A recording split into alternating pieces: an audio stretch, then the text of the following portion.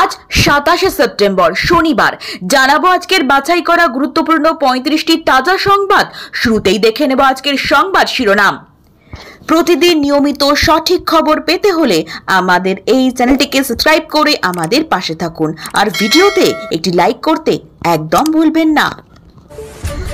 তৃণমূলে আচমকা বিশাল রদবদল, বারাসত বনগাঁ দমদমে নতুন দায়িত্ব পেলেন কারা?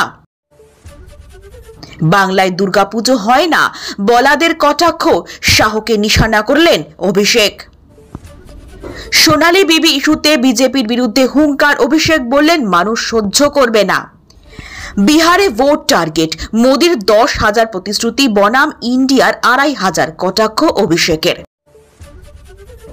পদ হারানোর পর বিস্ফোরক সুমনা মহাপাত্র বললেন শুভেন্দুকে গালাগালি দিতে পারি না। লালুর পরিবারে গৃহযুদ্ধ, নতুন দল ঘোষণা তেজপ্রতাপের। শর্ত সাপেক্ষে জামিন পেলেন পার্থ চট্টোপাধ্যায়, মুক্তি কবে? মহুয়া মৈত্রর আর্জি খারিজ, বাড়ল অস্বস্তি। চতুর্থ দিনে একসঙ্গে মুক্তি, পার্থ কুণালের জামিনে অদ্ভুত সমাপতন। কালীঘাটে তৃণমূল স্লোগান যুদ্ধ, শাহর সামনেই জয় বাংলা বনাম জয় শ্রীরাম ধ্বনি। ইডি অফিসে হাজিরা দিয়ে পার্থর জামিন নিয়ে মন্তব্য চন্দ্রনাথের। দুর্গাপুজোর মঞ্চ থেকে বাংলায় পরিবর্তনের ডাক শাহের, কটাক্ষ অভিষেকের। ফের বিতর্কে শান্তনু, আইএম এর অ্যাকাউন্টে 1.5 কোটি লেনদেন। বাংলাদেশে নির্বিঘ্নে দুর্গাপুজো নিয়ে উদ্বেগ, আশঙ্কা হিন্দু বৌদ্ধ খ্রিস্টান ঐক্য পরিষদের। মমতাকে উদ্দেশ্য করে শুভেন্দুর কটাক্ষ, মুখটা সামলে চলুন, মা অনেক অসুর নিধন করেছেন। দশমীতে কলকাতায় মহা বিপর্যয়ের আশঙ্কা, আবহাওয়া দফতরের সতর্কবার্তা। কালনায় ভাইকে খুনের অভিযোগ, বিরিয়ানিতে বিষ মিশিয়ে কেলেঙ্কারি। শিখদের নিয়ে বিতর্কিত মন্তব্য, রাহুলের আর্জি খারিজ করল এলাহাবাদ হাইকোর্ট। অনিকেত মামলায় হাইকোর্টের নির্দেশকে চ্যালেঞ্জ রাজ্যের। আই লাভ মোহাম্মদ পোস্টার নিয়ে অশান্তি, যোগী সরকারকে তোপ ভাইসের। মার্কিন মাটিতে ভারতের সমালোচনা করে বিতর্কে মোহাম্মদ ইউনুস। হিজাব পরে ফিতে কাটার ফল মা দেখিয়েছেন, বৃষ্টি বিপর্যয় টেনে মমতাকে আক্রমণ শুভেন্দুর। বাবরি মসজিদ মামলার ব্যাখ্যা দিলেন বিচারপতি চন্দ্রচূড়, বললেন প্রতিষ্ঠায় মৌলিক অপবিত্রতা। বিহারের ভুল থেকে শিক্ষা নিয়ে দেশে এসআইআর শুরুতে সব দলের পরামর্শ চাইছে কমিশন। আমাদের 4 বিধায়ক চুরি করেও এআইএমআইএম প্রধান ওয়াইসির জোট প্রস্তাব লালু তেজস্বীর কাছে। নীতিশকে নিয়ে কংগ্রেস সভাপতির বড়সড় মন্তব্য, ভোটের আগে নন্দীগ্রামে অভিষেকের নজর, আগে বৈঠক পরে কমিটি। বিহারে বিজেপি প্রার্থী তালিকা থেকে বাদ পড়েছেন 15 বিধায়ক।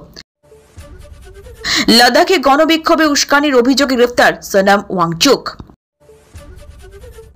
সোনালী বিবি মামলায় হাইকোর্টের রায়ের পর বিজেপিকে আক্রমণ তৃণমূলের।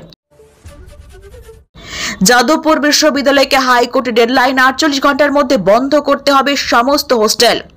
এতক্ষণ শুনছিলেন সংবাদ শিরোনাম, এবার আসছি বিস্তারিত খবরে। তৃণমূল কংগ্রেসে হঠাৎ করে বড় রদবদল ঘটেছে, যা ঘিরে রাজনৈতিক মহলে তীব্র আলোচনা শুরু হয়েছে। বারাসত বনগাঁ ও দমদম সাংগঠনিক জেলায় একাধিক পদে নতুন দায়িত্ব বন্টন করা হয়েছে। সূত্রের খবর অনুযায়ী আগাম ভোটকে সামনে রেখেই এই পরিবর্তন আনা হয়েছে। অভিষেক বন্দ্যোপাধ্যায় বেশ কিছুদিন ধরে সংগঠনের ভেতরে শৃঙ্খলা বজায় রাখা ও সক্রিয় কর্মীদের পুরস্কৃত করার পক্ষে জোর দিচ্ছিলেন। এই রদবদলের ফলে তরুণ নেতৃত্বের উত্থান ঘটলেও প্রবীণ নেতারাও গুরুত্বপূর্ণ দায়িত্বে বহাল রয়েছেন। বিশেষ করে বনগাঁয় বিজেপি শক্ত ঘাঁটি তৈরি করেছে। সেই কারণে তৃণমূল নতুন মুখকে সেখানে নেতৃত্বে আনছে, যাতে সাধারণ মানুষের সঙ্গে সরাসরি যোগাযোগ স্থাপন করা যায়। আবার বারাসতে দলের অভ্যন্তরীণ সমস্যাকে কাটিয়ে উঠতে নতুন নেতৃত্বকে গুরুত্ব দেওয়া হয়েছে। রাজনৈতিক বিশেষজ্ঞরা মনে করছেন এই রদবদল শুধু সাংগঠনিক নয়, দলের ভেতরে আনুগত্য যাচাই করার একটি বড় পদক্ষেপও বটে। তবে এত হঠাৎ এই পরিবর্তনের ফলে একাংশ কর্মীর মধ্যে অসন্তোষ তৈরি হওয়ার সম্ভাবনা উড়িয়ে দেওয়া যাচ্ছে না। অভিষেক বন্দ্যোপাধ্যায় বিজেপির ওপর তীব্র আক্রমণ শানিয়ে বলেছেন, যারা একসময় প্রচার চালাতো যে বাংলায় নাকি দুর্গাপুজো হয় না, আজ সেই নেতারাই এসে মণ্ডপ উদ্বোধন করছেন। অভিষেকের বক্তব্যে স্পষ্ট, বিজেপি বাংলায় সংস্কৃতি নিয়ে মিথ্যা প্রচার করে মানুষের ধর্মীয় অনুভূতিকে উস্কে দিতে চেয়েছিল, কিন্তু বাস্তবে এখন তারাই সেই সংস্কৃতির অংশ হতে মরিয়া। অমিত শাহ কলকাতা এসে দুর্গাপুজো উদ্বোধনে যোগ দেওয়ায় তৃণমূল শিবিরে নতুন করে কটাক্ষের সুযোগ এসেছে। অভিষেক বলেন, বাংলার মানুষ বোঝেন দুর্গাপুজো কোনো এক দলের নয়, এটি সর্বজনীন উৎসব। তিনি আরও যোগ করেন, বিজেপি কেবলমাত্র ভোট রাজনীতির জন্য এই উৎসবকে ব্যবহার করছে। রাজনৈতিক বিশেষজ্ঞদের মতে বিজেপি আসলে বাংলার আবেগকে ছুঁতে চাইছে, কারণ বিগত কয়েক বছর এই রাজ্যে তাদের সাংস্কৃতিক গ্রহণযোগ্যতা নিয়ে প্রশ্ন উঠেছে। তবে তৃণমূলও এই সুযোগে বিজেপিকে বারবার কটাক্ষ করে মানুষের কাছে নিজেদের প্রভাব বাড়াতে চাইছে। পদ হারানোর পর ক্ষোভ উগরে দিলেন তৃণমূল নেত্রী সুমনা মহাপাত্র। তিনি সরাসরি বলেন, আমার একমাত্র মাইনাস পয়েন্ট হচ্ছে আমি শুভেন্দু অধিকারীকে গালাগালি দিতে পারি না। তার এই মন্তব্য ঘিরে রাজনৈতিক অন্দরে চাঞ্চল্য ছড়িয়েছে। সুমনার দাবি, তিনি সর্বদা দলের প্রতি বিশ্বস্ত থেকেছেন এবং সাধারণ মানুষের পাশে দাঁড়িয়েছেন, কিন্তু গোষ্ঠীদ্বন্দ্ব ও রাজনৈতিক চক্রান্তের কারণে তার পদ কেড়ে নেওয়া হয়েছে। তিনি আরও অভিযোগ করেন, যারা অশালীন ভাষায় বিরোধীদের আক্রমণ করে তারাই দলীয় নেতৃত্বের কাছে বেশি গুরুত্ব পায়। সুমনা স্পষ্ট জানিয়েছেন, তিনি লড়াই ছেড়ে দেবেন না। তৃণমূলের প্রতি তার বিশ্বাস অটুট রয়েছে, তবে ভেতরের অস্বচ্ছ সিদ্ধান্ত তাকে কষ্ট দিয়েছে।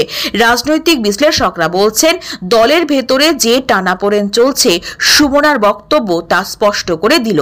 অনেকে মনে করছেন পদ হারানোর হতাশা তাকে এমন মন্তব্য করতে বাধ্য করেছে। তবে তার এই বক্তব্যের ফলে রাজ্যের রাজনীতিতে নতুন করে বিতর্ক শুরু হয়েছে। দীর্ঘ কারাবাসের পর অবশেষে শর্ত সাপেক্ষে জামিন পেলেন তৃণমূলের প্রাক্তন শিক্ষামন্ত্রী পার্থ চট্টোপাধ্যায়। আদালত জানিয়েছে, জামিনে মুক্তি পেলেও তাকে নিয়মিত তদন্তে সহযোগিতা করতে হবে এবং দেশের বাইরে যাওয়া সম্পূর্ণ নিষিদ্ধ থাকবে। এছাড়াও তার আর্থিক লেনদেনের ওপর কড়া নজরদারি চলবে। পার্থ চট্টোপাধ্যায় কয়েক বছর ধরে আর্থিক দুর্নীতির মামলায় জেলে ছিলেন। এর আগে একাধিকবার জামিনে আবেদন করা হলেও আদালত অনুমোদন দেয়নি। তবে সম্প্রতি তার স্বাস্থ্যজনিত সমস্যার কারণে আইনজীবীরা নতুন করে আবেদন জানান। আদালত সমস্ত দিক বিবেচনা করে এবার শর্ত সাপেক্ষে মুক্তির নির্দেশ দিয়েছে। এই খবর ছড়িয়ে পড়তেই রাজনৈতিক মহলে আলোড়ন পড়ে। বিরোধীরা অভিযোগ তুলছে, সরকারের চাপে এই সিদ্ধান্ত এসেছে। অন্যদিকে তৃণমূল প্রকাশ্যে কিছু না বললেও দলীয় মহলে চাপা প্রতিক্রিয়া রয়েছে। পর্যবেক্ষকরা মনে করছেন, পার্থ চট্টোপাধ্যায়ের মুক্তি মামলায় গতি প্রকৃতিকে আরো জটিল করে তুলবে। তৃণমূল সাংসদ মহুয়া মৈত্রর আইনি লড়াই আরো জটিল হয়ে গেল। হাইকোর্ট তার আর্জি খারিজ করে দিয়েছে। তিনি যে মামলায় স্বস্তি চেয়েছিলেন সেখানে আদালত স্পষ্ট জানিয়ে দিয়েছে তদন্ত ও আইনানুগ প্রক্রিয়া চলবে। এর ফলে মহুয়ার জন্য অস্বস্তি অনেকটাই বেড়ে গেল। রাজনৈতিক পর্যবেক্ষকদের মতে মহুয়া একসময় দলের অন্যতম তারকা মুখ হলেও এখন একের পর এক বিতর্কে তিনি জড়িয়ে পড়েছেন। সংসদে তার আক্রমণাত্মক ভঙ্গি তাকে জনপ্রিয় করলেও সম্প্রতি একাধিক আর্থিক ও নৈতিক অভিযোগ তার ভাবমূর্তিকে নষ্ট করেছে। আদালতের সিদ্ধান্তে বিরোধীরা নতুন করে তাকে আক্রমণের সুযোগ দেয়। তৃণমূল প্রকাশ্যে তাকে সমর্থন জানালেও দলের অন্দরে অনেক দূরত্ব বজায় রাখছেন। মহুয়া অবশ্য হাল ছাড়তে নারাজ। তিনি আইনি পথে লড়াই চালিয়ে যাবেন বলে ঘনিষ্ঠ মহলে জানিয়েছেন। তবে বিশেষজ্ঞরা মনে করছেন, এই মামলার রায় তার রাজনৈতিক ভবিষ্যতে বড় প্রভাব ফেলতে পারে। অমিত শাহর কলকাতা সফরে কালীঘাটে তৈরি হলো এক অদ্ভুত পরিস্থিতি।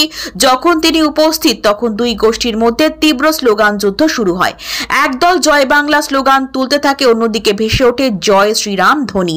মুহূর্তের মধ্যে পরিবেশ উত্তপ্ত হয়ে ওঠে। পুলিশকে হস্তক্ষেপ করতে হয় যাতে কোনো বড় সড় অশান্তি না ঘটে।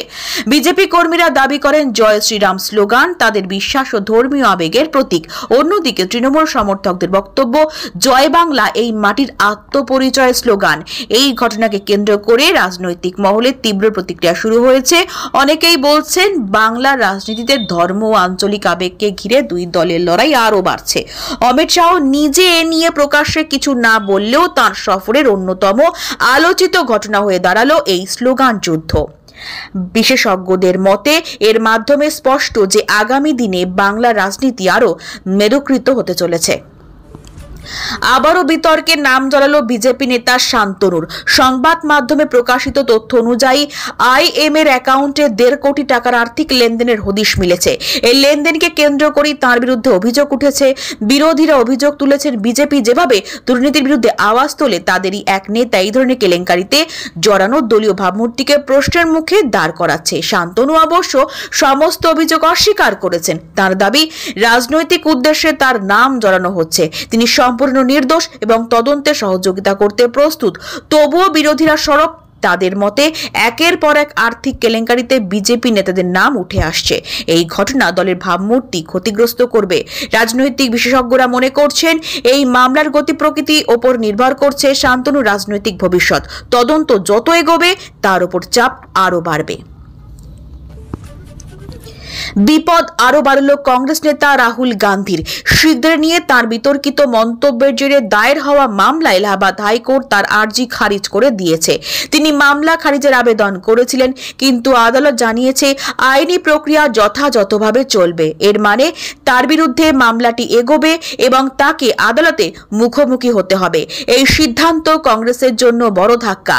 বিজেপি ইতিমধ্যেই এই ইস্যুকে হাতিয়ার করে রাহুলকে আক্রমণ শুরু করেছে। শিখ সম্প্রদায়ের একাংশ তার বক্তব্যে ক্ষুব্ধ। কংগ্রেস অবশ্য দাবি করছে রাহুলের বক্তব্যকে বিকৃত করে পরিবেশন করা হয়েছে।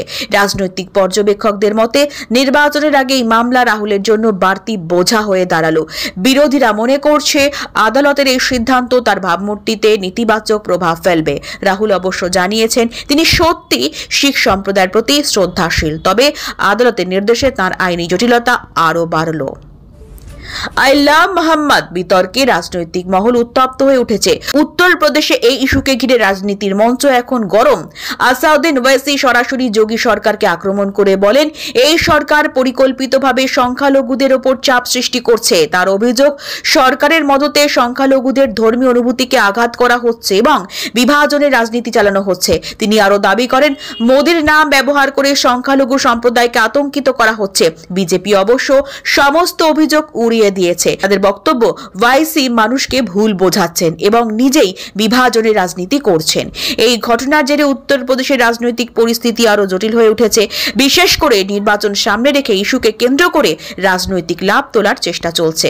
বিশ্লেষকদের মতে এই বিতর্ক দেশ জুড়ে আলোড়ন তৈরি করবে এবং সংখ্যালঘু রাজনীতিকে নতুন করে কেন্দ্র নিয়ে আসবে। বাংলাদেশের নোবেলজয়ী মোহাম্মদ ইউনুস আবারও বিতর্কের কেন্দ্রে। নিউ ইয়র্কে একটি অনুষ্ঠানে তিনি ভারতের বিরুদ্ধে তীব্র সমালোচনা করেছেন বলে অভিযোগ উঠেছে। জানা গিয়েছে তিনি ভারতের গণতন্ত্র, মানবাধিকার এবং প্রতিবেশী দেশের সঙ্গে সম্পর্ক নিয়ে একাধিক নেতিবাচক মন্তব্য করেছেন। তার বক্তব্যে বলা হয়েছে, ভারত বর্তমানে আন্তর্জাতিক পর্যায়ে নিজের ভাবমূর্তি নষ্ট করছে। এই মন্তব্য প্রকাশ্যে আসতেই ভারতীয় রাজনৈতিক মহলে তীব্র প্রতিক্রিয়া শুরু হয়েছে। বিজেপির একাধিক নেতা তাকে নির্লজ্জ বলে আখ্যা দিয়ে বলেন, বিদেশের মাটিতে দাঁড়িয়ে দেশের বিরুদ্ধে কুৎসা রটানো কোনোভাবেই গ্রহণযোগ্য নয়। অন্যদিকে বিরোধীরা দাবি করছে সরকারের ভুল নীতির কারণেই এই সমালোচনা আসছে। রাজনৈতিক বিশেষজ্ঞদের মতে আন্তর্জাতিক মঞ্চে ভারতের ভাবমূর্তি নিয়ে প্রশ্ন উঠলে তা কূটনৈতিক সম্পর্কেও প্রভাব ফেলতে পারে। ইউনুস এখনো এ নিয়ে সরাসরি কিছু না বললেও তার এই বক্তব্য নিয়ে তুমুল বিতর্ক শুরু হয়েছে।